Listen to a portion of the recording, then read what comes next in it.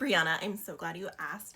So I was thinking about this after I saw your comment, and I have covered probably, I don't know, 30 cases. And so it would be a ton all in one. And so I think I'll just go through them one at a time and just do like little videos.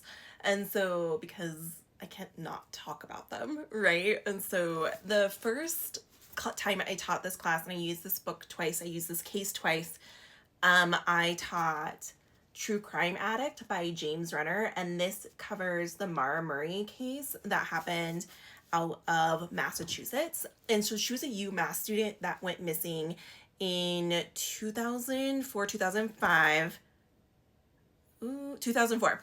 And so her car was found in rural New Hampshire, and this was a really crazy case because it happened right when social media was taking off. So this was kind of like the first one of the first bigger cases that kind of went viral, and it went everywhere and everyone was talking about it.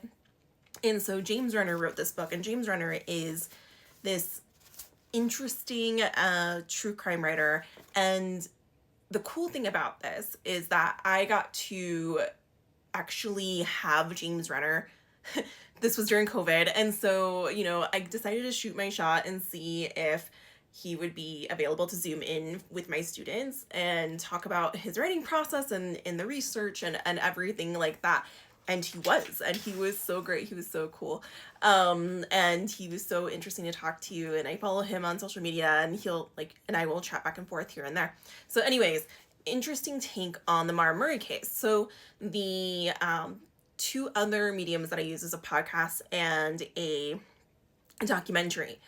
Oxygen did a 5-part documentary called The Disappearance of Maura Murray, and it is long, in-depth, and so very good. Maggie Freeling, who, as we know now, as this incredibly great investigative reporter, this was kind of like her first big one that I came across her in, so that's how I got introduced to Maggie Freeling. And then your OG Crime Junkie, they actually have done this a couple times, and the most recent one has to do with the most recent updates that keep coming up. So anyways, this was a case that the students really dug into, and the whole point about the class was kind of looking at how the narrative changes around the crime and kind of our insight into it, the rhetorical aspect of it. So the teacher coming out at me. Anyways, so yeah, True Crime Addict, and then your podcast and your documentary. So if you decide to dig into those, let me know. Bye.